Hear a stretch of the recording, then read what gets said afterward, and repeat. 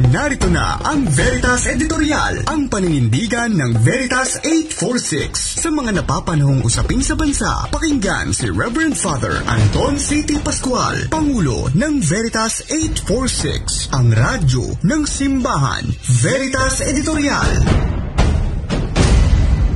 Mga kapanalig, sa pag-itan ng mga taong 2021 at 2022, tumaas ng 35%, opo, 35% ang bilang ng mga babaeng edad 15 pababa na nagdalang tao o nabuntis. Abay, base ito sa datos na nakalap ng NGO na Save the Children. Ang mga taong ito, sa totoo lang, ay kasagsagan ng pandemya. Lubhang nakakabahala ito. Hindi handa ang katawan ng isang batang babae para magdalang tao. Mataas din ang tsansang magkaroon ng sakit ang batang buntis at ang dinadala niya sa kanyang sinapupunan. Nalilimitahan din ng maagang pagbubuntis ang oportunidad ng mga batang babaeng makapagtapos sa pag-aaral at magkaroon ng nakabubuhay na trabaho at magandang kinabukasan, sabi nga nila. May mga pag-aaral ding nagpapakilalang ang mga buntis sa edad 15 pababa ay 2 beses na mas mataas ang tsansang mamatay dahil sa komplikasyon kumpara sa mga nagbubuntis na lamang sa tamang edad o mga nasa pagitan ng 20 hanggang 30 taong gulang. Ang mga epektong ito sa pag-aaral, kalusugan at mismong buhay ng mga batang babae ang naistugunan ng comprehensive sexuality education sa ating mga pampublikong paaralan. Taong 2018 pa nang ilabas ng Department of Education and Department Order No. 31. Sa order na ito, kapanalig, inilatag ng kagawaran ang mga guidelines sa pagbibigay sa mga mag-aaral ng tama at akmang impormasyon sa kaalaman tungkol sa sexuality at reproductive health. Hindi lamang early pregnancy o maagang pagbubuntis ang naistugunan ng gobyerno. Naniniwala itong mahalaga ang pagtalakay sa sexualidad para hindi masangkot ang kabataan sa sexual violence at para hindi lumalaganap ang sexually transmitted diseases. Pero nitong mga nakalipas na linggo, kumalat sa social media ang mga posts at videos na inaalarma ang publiko tungkol sa comprehensive sexuality education. Iniugnay ang mga ito sa programang ilang taon nang ipinatutupad ng DepEd sa panukalang batas na pinamagatang Prevention of Adolescent Pregnancy Act.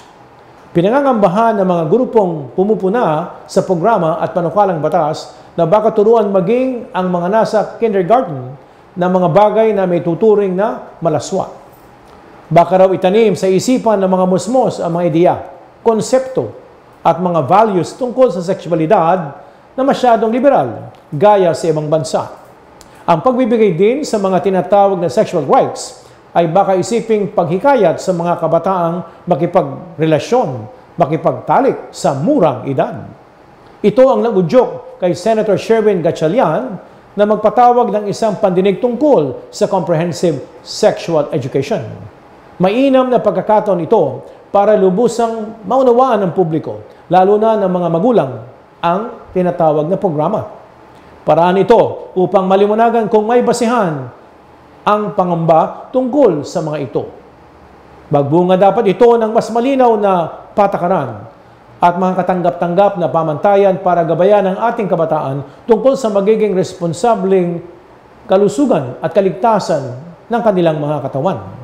Samantalang ginagawa ang pandinig na ito, kapanalig, maging mapanuri din sana tayo mga gumagamit ng social media sa mga kumakalat na impormasyon tungkol sa ginagawang tugon ng pamahalaan ng maagang pagbubuntis, karasang sexual at karamdaman. Hindi lahat ng nababasa at narinig natin ay totoo o tama. Puno ng komplikado at malalalim na salita ang ating mga batas at programa.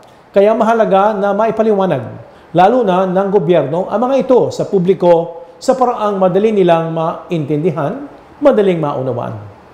Hindi rin makakatulong ang pananakot at panlilito para magpahayag ng puna o opinyon sa mga ginagawa ng ating gobyerno. Kaya kapanalig, gaya ng sinasabi ng Catholic Social Teaching Amoris Laetitia, biyaya mula sa Diyos ang sexualidad. Tunay na nakakalungkot na ikinakabit ito sa makabundong ideya.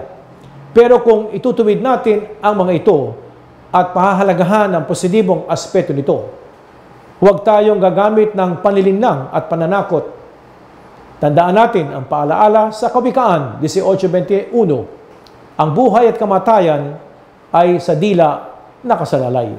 Opo, ang buhay at kamatayan ay nasa dila nakasalalay. Kaya mag-ingat po tayo sa ating pananalita, lalo-lalo na sa social media.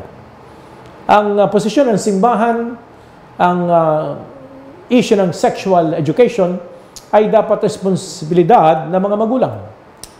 Ang mga magulang ang magpapasya kung ano ang dapat na age appropriate sa pag-aaral ng sex education ng kanyang mga anak. At wag po natin kalilimutan ang tradisyon nating mga Pilipino. Tayo po yung mga pamilya. Ang sexualidad o sexual act ay ginagawa lamang sa loob ng mag-asawa na kasal sa simbahan. Sakramento ng matrimonyo. Mag-aral po tayo, pagnilayan po natin ang biyaya ng sexualidad na galing sa Diyos. Sumainyo ang katotohanan. Inyong napakinggan ang Veritas Editorial. Ugaliing pakinggan ng Veritas Editorial kasama si Reverend Father Anton C.T. Pascual. Veritas Editorial.